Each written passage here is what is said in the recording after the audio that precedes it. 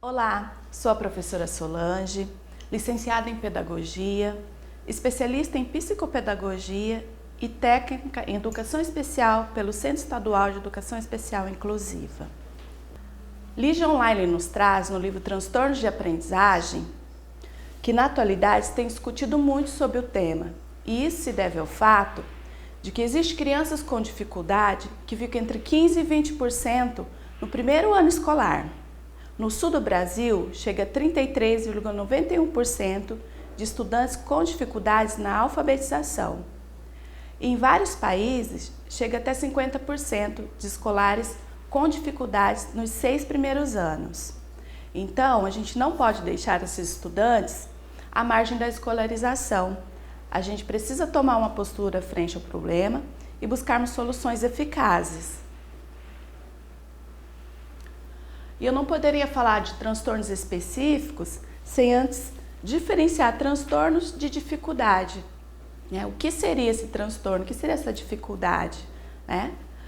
O transtorno, ele é permanente, ele é de origem neurobiológica.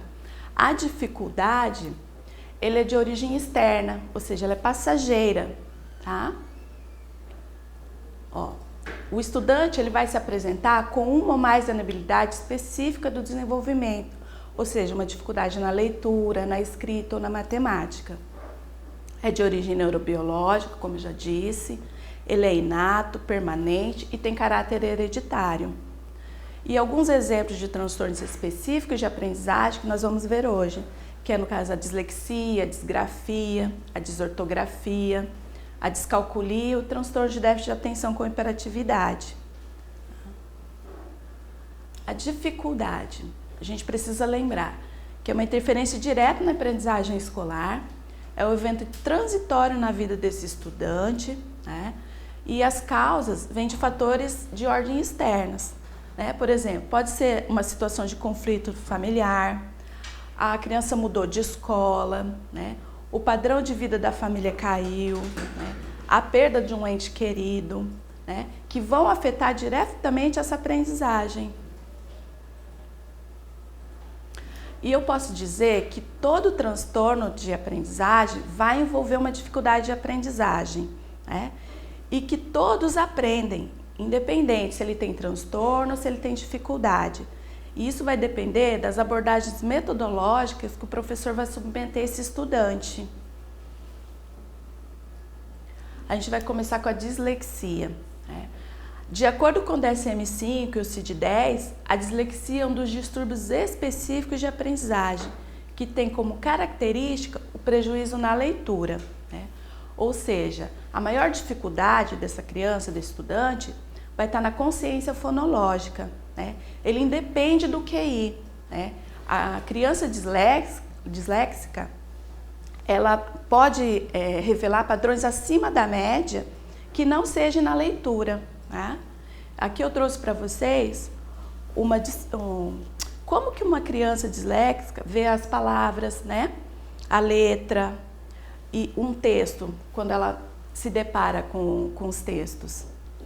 Bom, com a criança disléxica, a gente precisa trabalhar com os métodos multissensoriais, que é essa junção da audição, da visão e do tato, porque para ela aprender a ler e soletrar corretamente as palavras. E também a gente não pode esquecer de trabalhar a consciência fonológica dessa criança. Ela precisa entender que as letras, juntando as letras com os sons, ela vai formar a palavra, e que essas letras a gente pode manipulá-las. Agora a gente vai falar sobre a disgrafia. A disgrafia é também chamada de letra feia. Isso acontece devido a uma incapacidade do estudante recordar a grafia dessa letra. Aqui a gente pode observar que alguns sinais dessa disgrafia. Essa letra que é irregular, é ilegível, não segue um padrão, às vezes a pressão do lápis é mais forte, às vezes é mais fraca. Aí existem os tipos de disgrafia também. A disgrafia motora, conhecida como discaligrafia, a criança consegue falar e ler mas encontra dificuldade na coordenação motora, né? Então a gente precisa trabalhar mais a coordenação motora fina, né?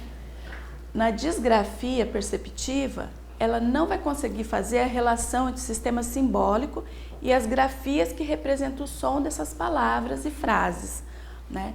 Então a gente também trabalha com as atividades direcionadas para a coordenação motora fina, né? As inversões, né? Aqui a reeducação das letras também, das notações, dessa grafia, tá? Agora a desortografia. A desortografia é um transtorno que afeta as aptidões de expressão da escrita, né? Ou seja, a gente vai encontrar as crianças escrevendo com muitos erros ortográficos, né? Trocas MP, D com P, B com B, né? Como aqui nessa primeira imagem. Também precisamos trabalhar a formação de frases, né? Porque a estruturação de frases, ela apresenta muita dificuldade. Aqui é um estudante trabalhando sinais de pontuação. Então, são atividades, né, bastante sinestésicas. Tá? A descalculia, ela é também conhecida como a dislexia da matemática, tá? Então, o filho vai trazer para a gente que é uma desordem neurológica específica que afeta a habilidade de uma pessoa a compreender e manipular esses números, né? O descalcúlico, ele apresenta vários níveis de dificuldade. Por exemplo, nos sinais, né, ele não consegue identificar qual é a adição, subtração, multiplicação e divisão, né? Vai apresentar dificuldade em verificar as horas no relógio analógico, né? Para quantificar também ele vai apresentar dificuldades, tá? Então são alguns sinais. Também existem os tipos de descalculia. A descalculia verbal, ela é caracterizada pela dificuldade em nomear e compreender os conceitos matemáticos apresentados verbalmente, né? Ele consegue escrever, identificar o número, só que se você for fazer uma atividade onde é um ditado de números, ele vai apresentar essa dificuldade, tá? A descalculia operacional é dificuldade para completar operações matemáticas, escritas ou verbais, né? Ou seja, ele não vai compreender o sistema da operação, né? Então isso também precisa ser trabalhado. Vai apresentar também inversões, números espelhados, né? A sequência numérica, às vezes ele pode repetir o mesmo número, né? Alguns jogos para trabalhar com a descalculia, né? A gente trabalha com jogos de dominó, né? O jogo de quantidades, de frações, de horas também. Aqui embaixo no card de quantificação, tá? Aqui para trabalhar a sequência numérica de forma bastante lúdica. Aqui nessa primeira imagem, a gente vai trabalhar o reagrupamento dos valores, tá? Nas operações. Vamos trabalhar a reeducação das trocas, dos espelhamentos, dos números, da quantificação. Aqui também o descalcúlico apresenta muita dificuldade em trabalhar com os valores, né?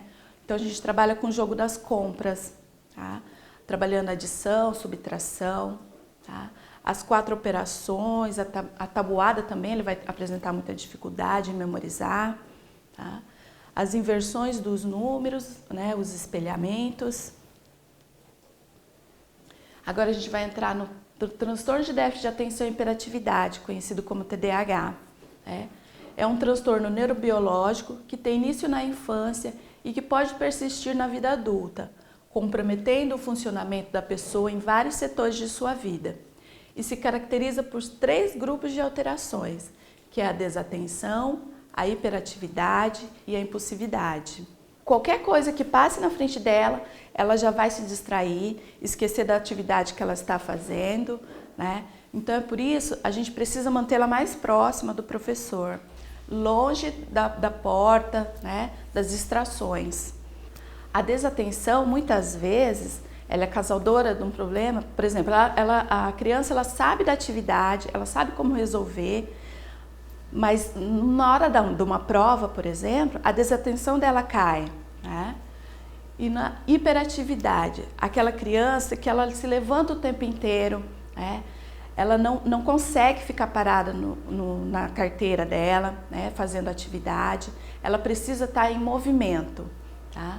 A criança impulsiva, né? A impulsividade, é aquela criança que a gente pode identificar que fala em demasiado, né? Ela não consegue esperar o momento dela para falar, né? Ela acaba atrapalhando a aula, o andamento da aula, né? Ela é realmente muito impulsiva, ela não consegue, não porque ela não queira, é porque ela não consegue parar, né? E esperar o momento da fala dela.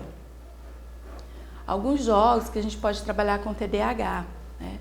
Principalmente os jogos que envolvam regras, né? Esperar a vez, né? Saber ganhar e perder. Então isso a gente precisa trabalhar com essas crianças. Jogo de dama, de trilha, o xadrez, né? O pega-vareta, jogos de montar e quebra-cabeça que trabalham a criatividade, né? O jogo da memória também é importante trabalhar. Atividades que envolvam instruções, né? Quando você estiver com uma criança e precise dar instruções, não dê várias instruções ao mesmo tempo, dê uma de cada vez, né? Atividades muito extensas, eles se cansam muito, né? Então intercala entre a aprendizagem e o descanso, tá? Atividade de memória, o alfabeto, né? Aqui nessa imagem tem 2 estudantes trabalhando construção de palavras, né? De forma bastante lúdica e com material sinestésico, né? Aqui também a roleta das sílabas complexas, que a gente pode trabalhar de forma lúdica. Precisam ser atividades que tenham maior movimento, tá? Eu trouxe também algumas sugestões de livros, né? O Transtorno de Aprendizagem, de Legion Lyler, tá? Neurociência e Educação, de como o cérebro aprende, né? Estratégias educacionais diferenciadas, que a gente vai trabalhar com o PEI, né?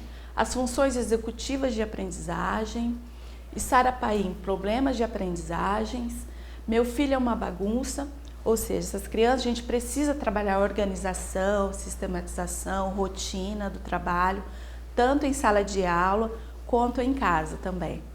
A dificuldade em aprendizagem, moderadas, graves e profundas, né? Pedagogia Florença vai falar sobre o desenvolvimento dessa criança a cada período, como vai ser. E a avaliação psicopedagógica, né? De como é o processo de avaliação, o fechamento do diagnóstico, tá? Lembrando que os transtornos, o laudo para o fechamento de um transtorno, ele é multidisciplinar, tá? E é o médico quem faz o fechamento desse laudo. Então é isso, bons estudos, até a próxima aula.